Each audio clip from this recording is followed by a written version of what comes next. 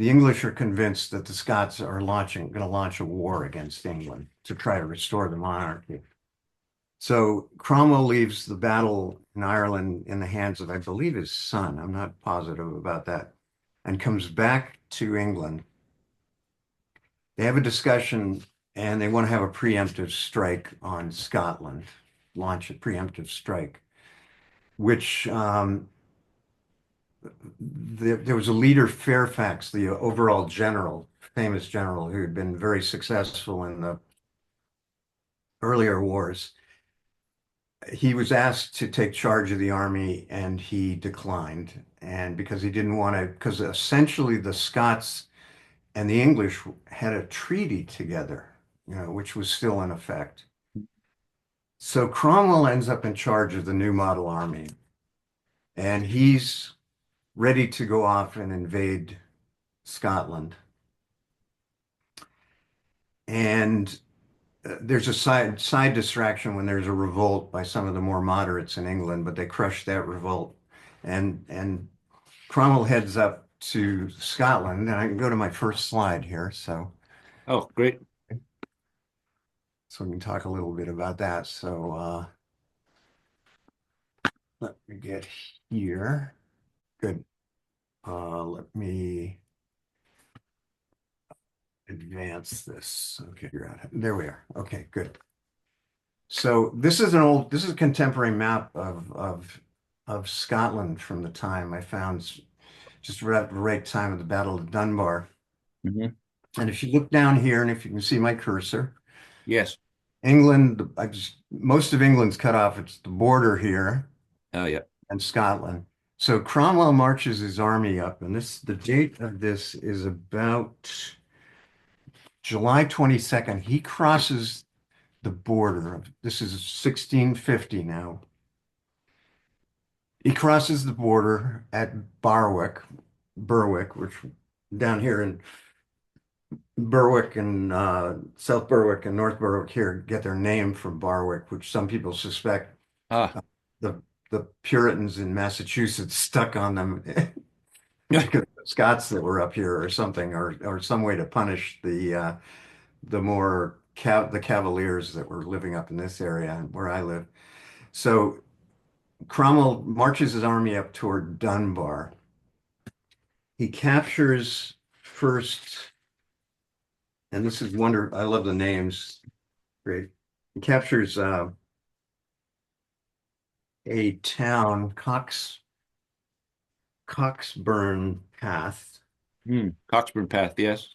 which is just below Durham, to protect his rear and his supply coming. And he's got ships coming in over the ocean to come into Dunbar. Marches up to Dunbar, captures Dunbar as his logistical hub, and then makes his preparations to go at to attack Edinburgh, which is here on the map. Oh, yes. In the meantime, the Scottish General Leslie, who's not the Supreme Commander, there's another Supreme Commander, but he's older.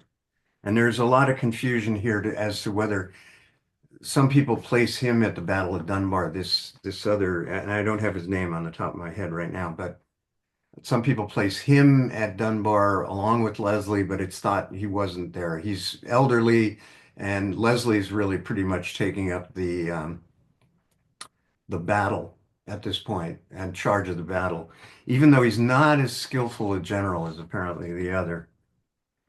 So anyway, initially Cromwell, and we're talking about, okay, this is so on the 22nd of July, Cromwell crosses into Berwick. He takes Dunbar on the 24th, and then shortly afterwards starts moving on Edinburgh. And meanwhile, Leslie and the Edinburgh, they've built a huge defenses around the city. And this Edinburgh too is up, the castle's on top of a cliff. It's like almost Mm. impregnable. And Cromwell goes to attack the city. The weather, I have to mention the weather. The weather is some of the worst. It's the worst summer in memory in terms of cold and rain. So we're in the middle of July, but it's raining all the time. It's cold. It's really miserable. Yep.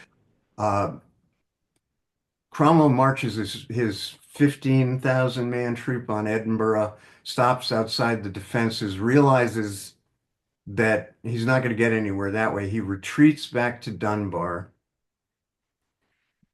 Uh, he retreats on the 30th back to Dunbar, gets there about August 5th, and he's being harassed by, I think, Leslie's cavalry on the way back. And he's losing men, some certain amount of men, but there's diseases starting to take a hold too, which is accounts for so many of the casualties in this war. Oh, I'm sure. So at about by August 5th, Charles II has arrived near Edinburgh to stir up the troops. And this is another thing. There was a lot of talk about one of the reasons the Scottish army was so weak was the Kirk, the church, had purged a lot of them.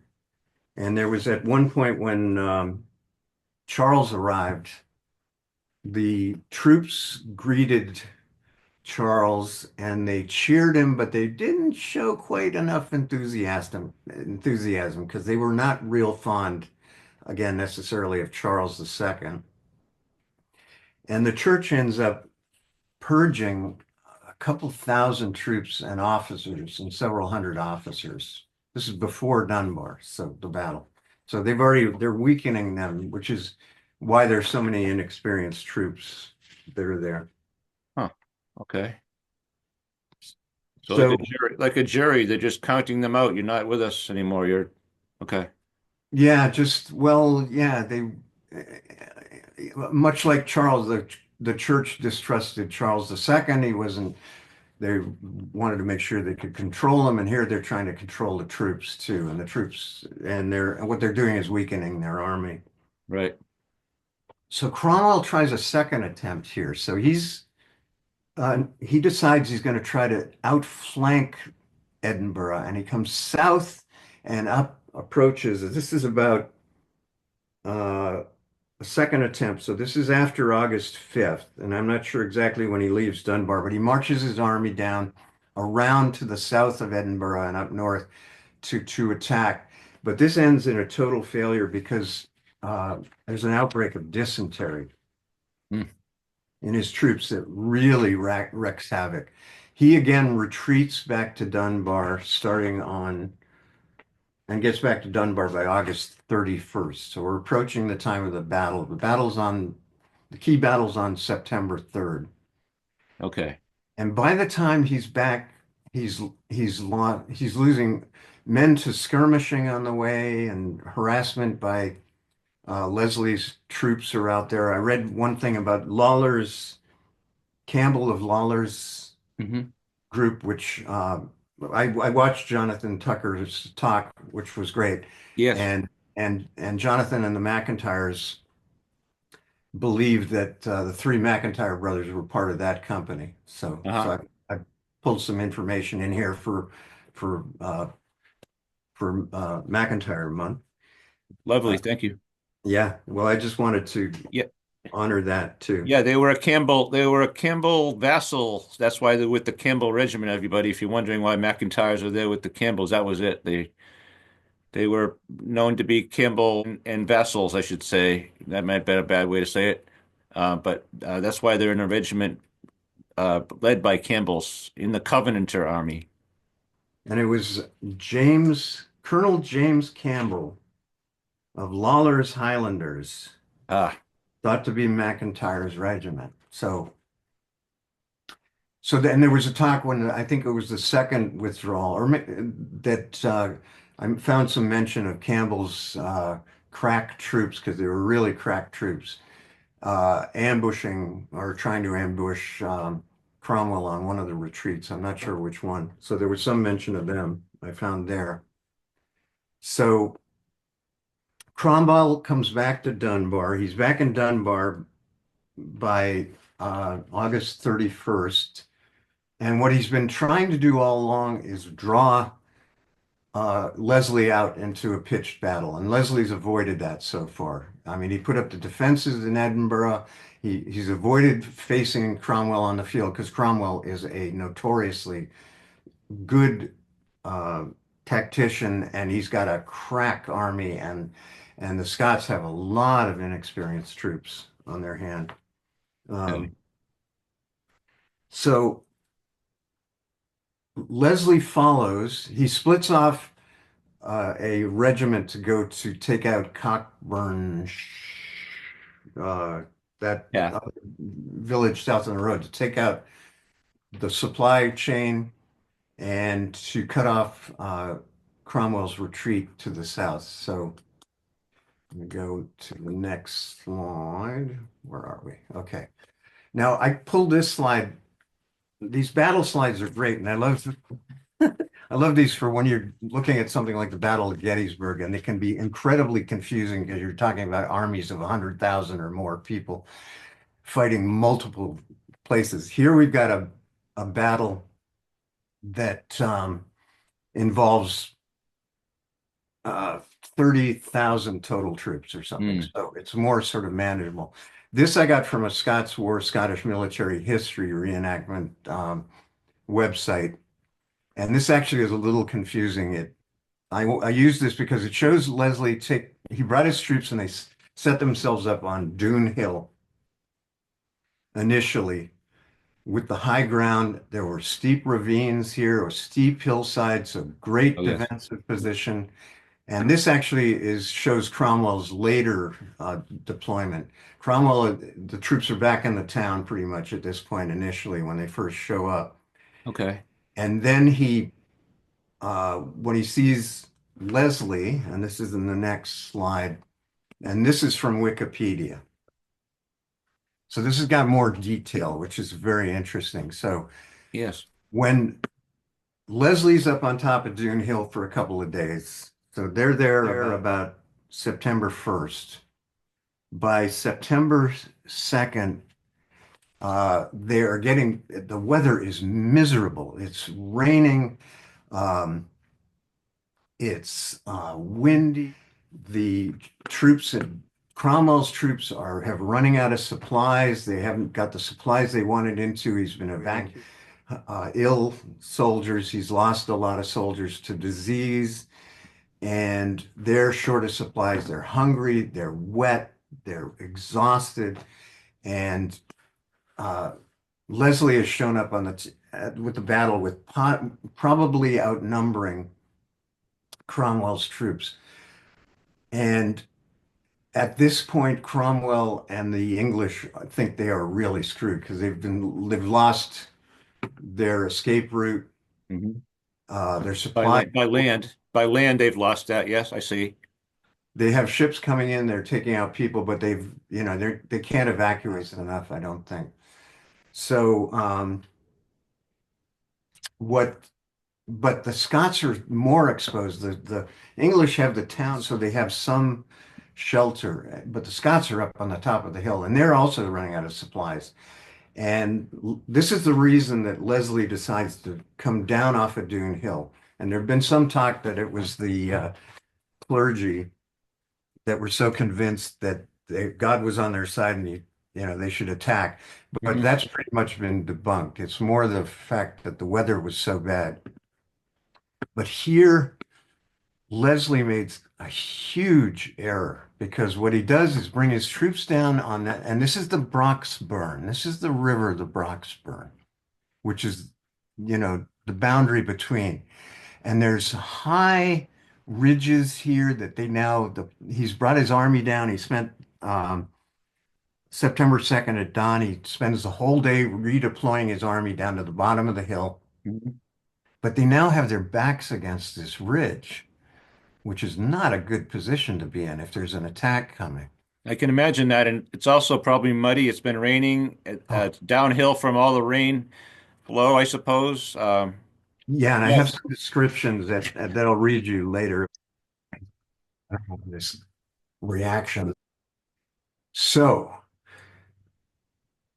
again, I'd moved to this is the first Wikipedia slides. I had trouble finding, a whole battle sequence slides, and there's some animated ones which are really great online that show, the smooth movement. But Okay, yeah, this is okay. So uh, the Scots have been such exposed to such harsh conditions. They're getting short of food and supplies too. And they moved down off Dune Hill. Uh, uh, Initially, when they make that move, Cromwell makes a statement like, "God has delivered us into our hands," hmm, coming off the hill, because the hill was the Scots were in a very good defensive position. Uh, it was uphill, would have been an uphill attack, which would have been very, very bad for the English, and the English were exhausted already. right, So they've come down off the hill and they're sitting with their backs now to ledges. They're in a really precarious situation. What you have here on the Scots right flank is the shallow crossing. This is the Berwick Road, and you've got the shallow crossings here where and lowland here near the coast where there's a possibility for attack.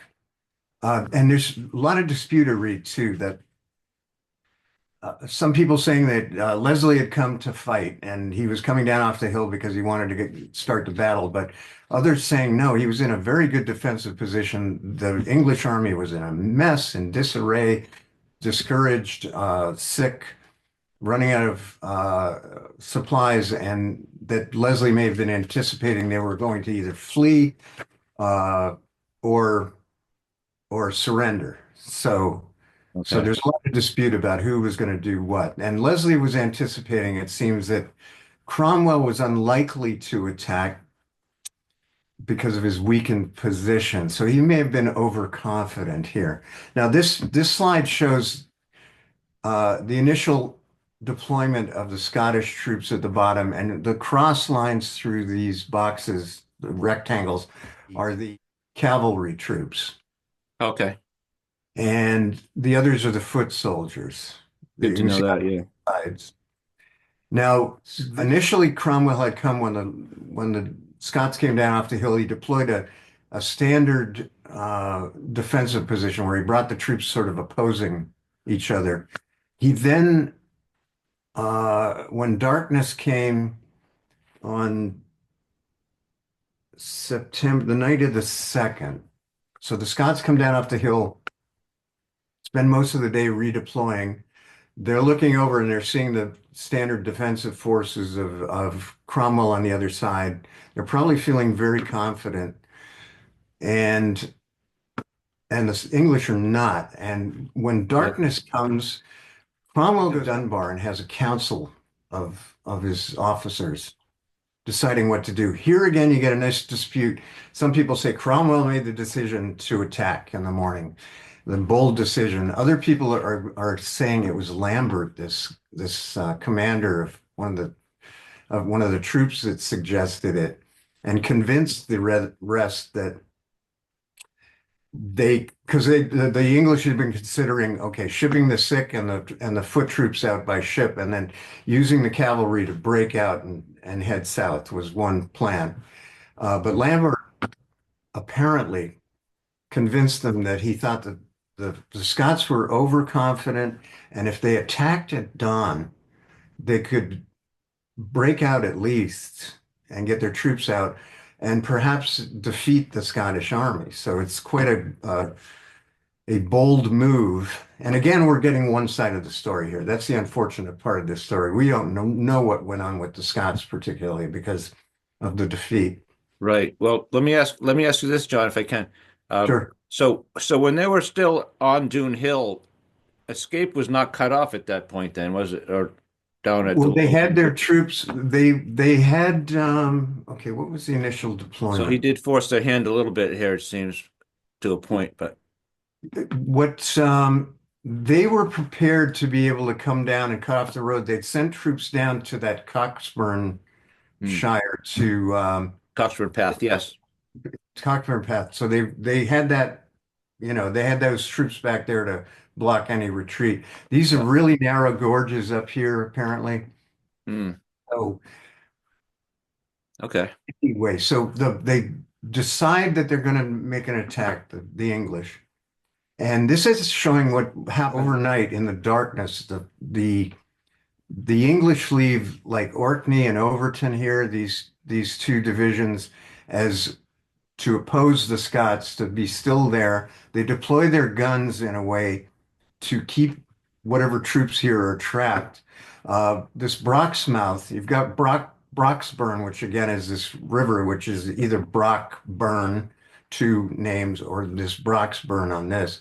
And Broxmouth is a house where it's two-storied, and Cromwell has taken up there to observe what the Scots are doing because it's high up and he can see all their movements and see where they're at. Okay. And this reserve back here is Cromwell's reserve. These are his crack troops, his cavalry. So when daylight comes, or before daylight, Cromwell, and I'm not sure exactly when, perhaps when they came down off the hill, maybe Leslie deploys these cavalry troops here as a cutoff to cut off escape. Yep. Not sure exactly on the timing of that. But before dawn at like 4:30 in the morning, the English start a bombardment. And this is a diversion and also a way to keep the remainder of the troops here trapped against the hillside. Oh, sure. And he redeploys his armies. So he pulls all these cavalry units and you've got Pride, which is a foot soldiers. You've got Monk, here's a foot soldiers. You've got uh, Cromwell's crack infantry or cavalry. And they're lined up here on the road to make an attack, which they launch on at first daylight. Okay, so this next shows, okay, so this shows the two cavalry units, Lambert and Lilburn, facing these Scottish cavalry units, Hmm. Montgomery and Strachan, with a backup reserve here, Douglas. And this Lumsden here they're foot soldiers, and these are very inexperienced soldiers, which are where a lot of our prisoners must have come from. Those very young men, where a lot of them were in units like this, Lumsden. Here, lawyers, the Campbell of Lawyers Division, which were really crack troops, which is perhaps where the McIntyres were. Okay. So they launch their attack. They cross the Brockburn, and Lambert hits Montgomery here first. And to the next slide. Okay, Lambert hits Montgomery. Montgomery's troops, his cavalry are broken up. They flee behind, but he's got this reserve stratum. And Lambert's troops are somewhat disorganized at this point because of the attack. And Strachan here is counterattacking and starting to counterattack. Meanwhile, Monk's foot soldiers have attacked these green recruits, Yeah. Lumsden, and they pretty much wiped them out. But they managed to hold up the battle long enough, and I believe Lawler's troops come up here and knock out Monk. Hmm. So This is great, John. This is very interesting. Like you said, there's more to it than you thought once you get into it. right. And I want to read this passage. So this book, the book on Cromwell's convicts, is again wonderful descriptions. I want to read some descriptions, and we got time to do all this, right? So we're Yes. good. You can edit it down if you need to. So this is after Cromwell's powwow with his troops or something. It was a black night and foul, more like the deepest, darkest autumn. Men were tired, wet, hungry, and demoralized. They'd not had much sleep, and nor was there much prospect of any. But they did have Oliver Cromwell, Parliament's great paladin. The call to arms would still quicken his men's pulses. Um, so in the morning, as they're getting ready for the battle, The drums beat in the viscous light of pre-dawn, the men shuffling out from under their canvas or from whatever billets they have found, marshaling by companies, flags and colors furled, the steady paradiddle of the beat marching raucous cries from the legions of gulls wheeling over the port. Nature is always oblivious to the quote, scarce heard among the guns below. Wonderful descriptions, how much fiction or not, we don't Right. know. Nice. Uh, So it brings you right there to the moment. And then their woolen uniforms, damn. And what happened? Oh, this is another aspect too, before I get to this. This again is from the English perspective. One of the problems the Scots may have had was when they brought their troops down off the hillside, off the hill, and night came that first night on the second, uh, their officers seemed to have left their troops and gone to look for more comfortable billets for the night. And Mm. it's not clear if they got back in time for when the initial attack was launched. So you may have, this may be one of the key things that caused the defeat of the Scots was the leadership wasn't there, which where you see a disruption in the rep. But this I just wanted quickly, their woolen uniforms damp, and this is the English again, heavy with dragging mud and filth from the march, many unwell, hauling on leather bandoliers, powder flasks and hangers, muskets weighty and cold, matches, which is the cords they use, they'd light to fire their muskets, would not Okay. be lit yet. Most would be hefting matchlocks. Cavalry would be struggling into heavy, saturated buff coats, most carrying wheel lock or flint carbines, easier of use. The horses, underfed, would be skittish. A mount often knows better than his trooper when trouble's brewing. Like some giant beast stirring, the army gathers coherence. They've done this all before. NCOs bellowing and on and on. And again, going into war, one of our wonderful pursuits as human beings, which we partake in too much and are quite horrifying Right. generally. So anyway, that's sort of a description of the nature of the troops. So back to the Yes. battle. Already the battle started. Cromwell's moved his reserves. He's starting to move his reserves around the line. He sends Monk in to hit Lumsden, the Green recruits. Lambert has attacked and knocked out the first line of the Scots troops, but the reserve Strachan behind is reattacking. Monk is held up long enough for the lawyers crack division to come in and essentially crushes Monk. He's his troops are crushed. So you've got it at this point, and this is, they talk about the battle being over an hour, and it's sort of this is the part of the battle that was an hour long or so, was this whole final debacle in the morning. But Yeah. at this point, the Scots are doing fairly well. But what happens is Cromwell outflanks them. So he brings his reserve cavalry down here and attacks where you had the Scottish cavalry attacking and Right. they were beating back the English cavalry, but Cromwell's coming in on the flank. Meanwhile, this company, Monk's been disposed of pretty much. The English there. Hmm. This other foot soldier unit has come down there engaging the Lawlers, the Campbell of Lawlers, again, where we've got our McIntyres likely. Yeah. And, but this is the turning point. This is when things go to hell. And here more description. At full dawn, when Lambert's men, which was the first initial cavalry charge, Right. cantering Right. over the stream. They broke through Montgomery's Scottish cavalry and were only checked by Strachan's second line. Cavalry charge was rarely as accomplished as those depicted in films. Cromwell's troopers were trained to use impact and cohesion, shock and awe, it says here, charging stirrup to stirrup, though the pace would rarely get above a fast trot, which again is a wonderful description of like Mm. they would have used their swords rather than pistols to hack a path. normally their opponents would be have lances, and they would just stand and brace and would move forward to engage, the two lines colliding. But the more experienced soldiers who were using their swords could knock aside the lance and then get in and take out the cavalry. Mhm. And now, meanwhile, Lumsden's that the green recruits had held up Monk's foot long enough to destroy that when lawyers came in and he destroys the Monk's division, and then he's being greeted by Pride here. Uh, Hmm.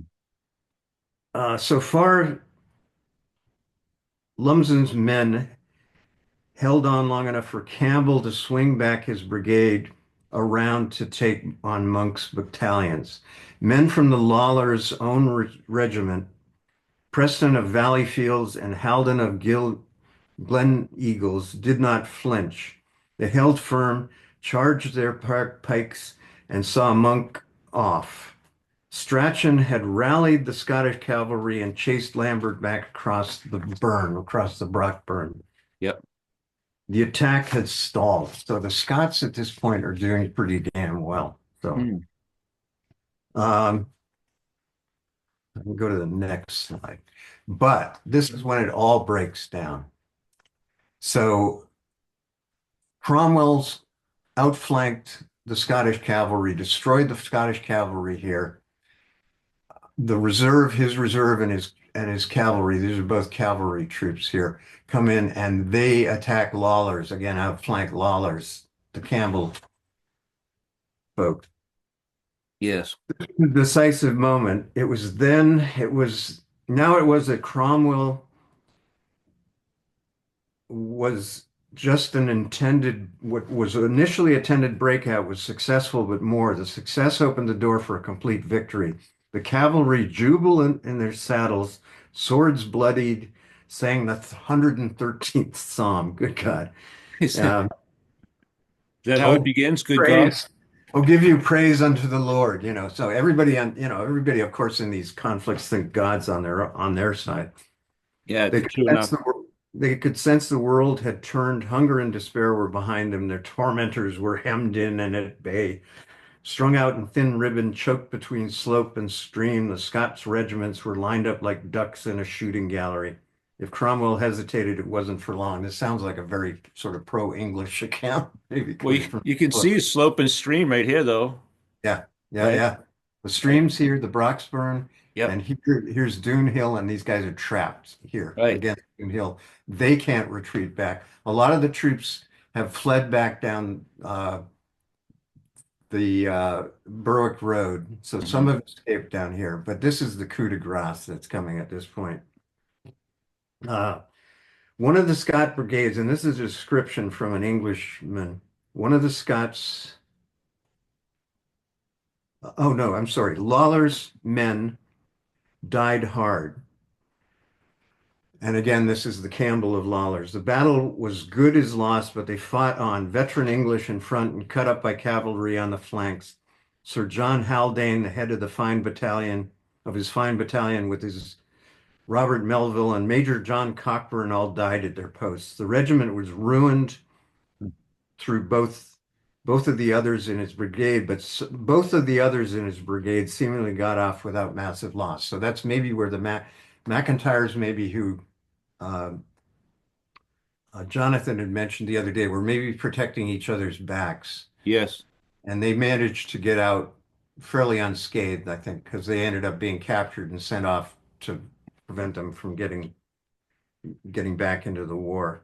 Yeah. They weren't as susceptible to get rattled and scattered like some of these recruits were. Green recruits might have been. Yeah, well, they were protected, but again, they get hit like nailed with the reserve troops coming in here. They're Hmm. facing up foot soldiers, and then the cavalry's coming in their flank, and some of them stand and fight to the death, but others manage to escape, and so our McIntyres likely Yep. managed to retreat. Okay. One of Scott's brigades on foot would not yield, and that's, I think, Lawler's, though at push of pike and butt end of the musket, till a troop of our horse charged them one end to the other of them, and so left them at the mercy of the foot. The general himself comes in at the rear of our regiment, that's of course being Cromwell, Mhm. and commands to incline to the left. That was to take more ground, and we did so.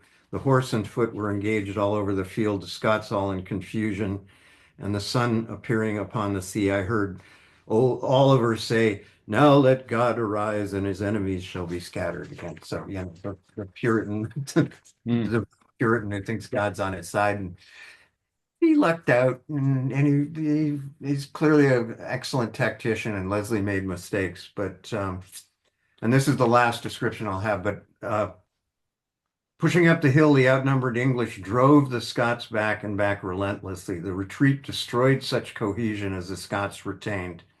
The cavalry broke and fled, blundering into some of their own foot in their confusion. Some went south along the Berwick Road here, this is the Berwick Road.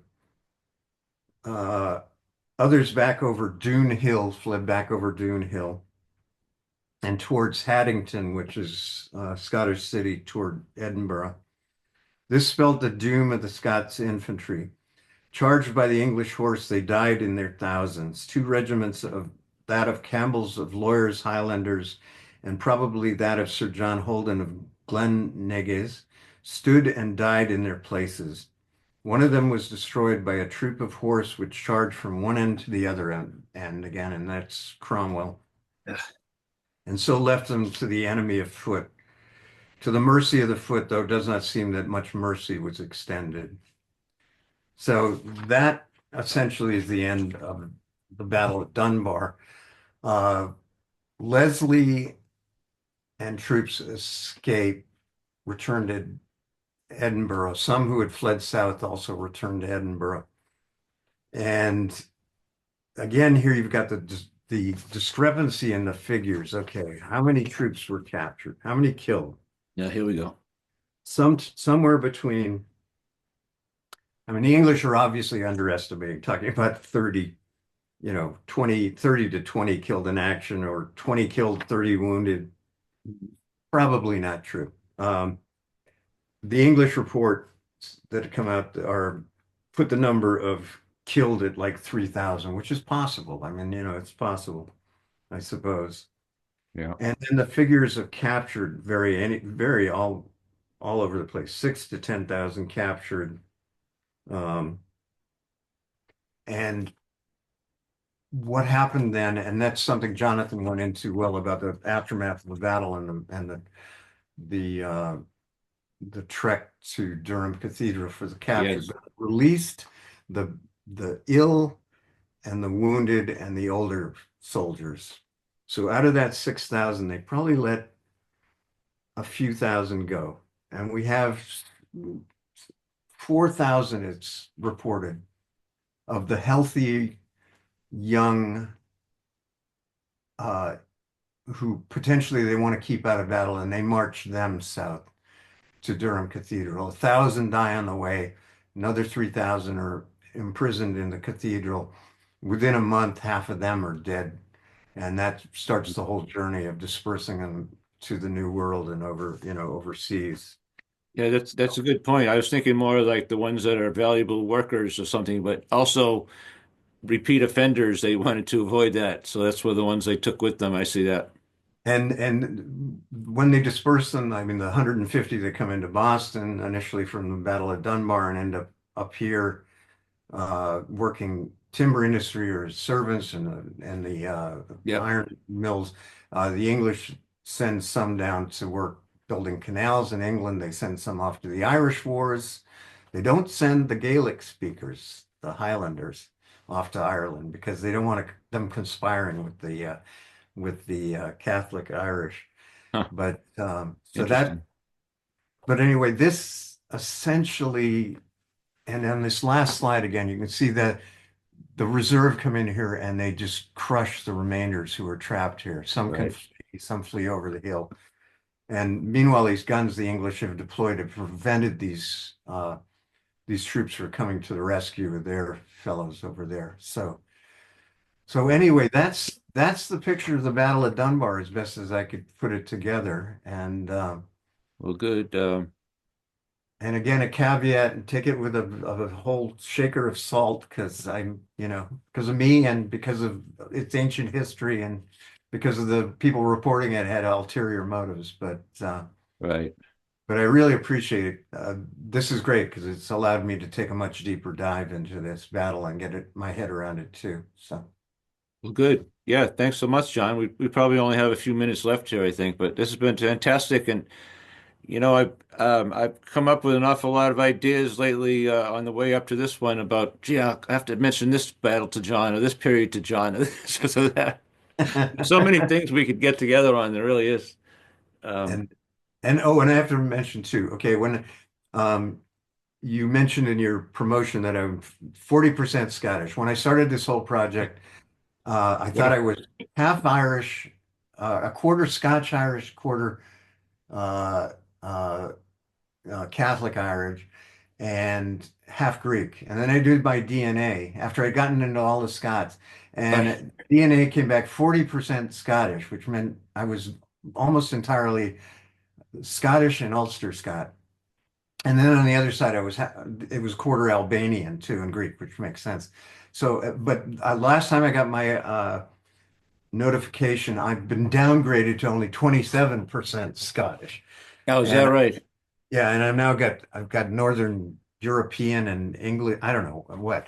And so expect we're heading, as more people get their samples in, we're heading to be the mutts that we all really are, which is we're just mutt human beings. And the scientists now think that uh, virtually everyone on the planet alive today has a common ancestor from 10,000 years ago. That's how intermingled we've become again. So, Well, well, so well, I'm not, I've dropped my Scottishness is disappearing. So unfortunately, oh, you always be 40% to me, John. thank you. Yeah, great. Yeah, thanks so much, John. We'll see each other. I think you're going to be at the Indoor Festival in New Hampshire, I'm trying to figure that out right now. Yeah, hopefully Manchester, we New can get Hampshire. back out and do all the stuff this spring and Okay. summer. So much fun. Yeah. Yeah, And I'm gonna April the 12th. I'll be there April the 12th in Manchester at Memorial High School. I mentioned that because John was at the last one, and I see him at a few of the festivals. He goes there with a tent for the Old Berwick Historical Society out of South Berwick, Maine, and that's where I see him at many of these things, which is really nice. And Um, again, we're going to be selling this map hmm. online, Yes, and we used that in our talk last spring.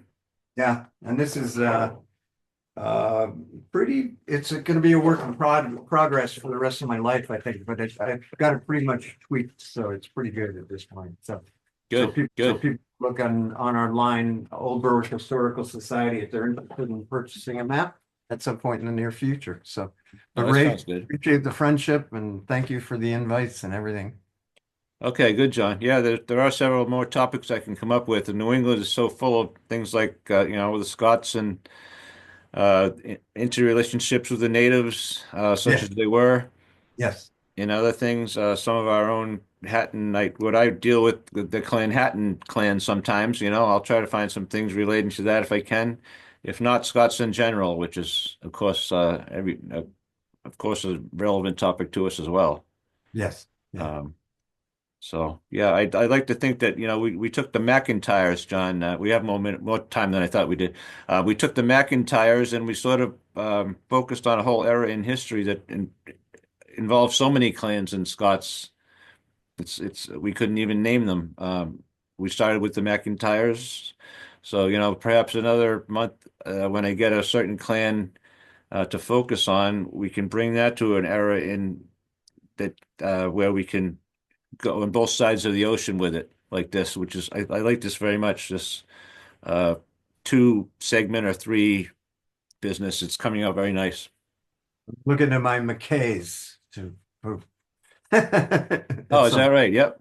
grandmother was a McKay, and Are they the she Hebrides, the islands, or well, I think they were up in the northern part of of Scotland, the Mackays okay. territory. So which were like with the Scots prisoners, the Keys, the Mackeys, and the Key, John or Key is thought to have been McKee.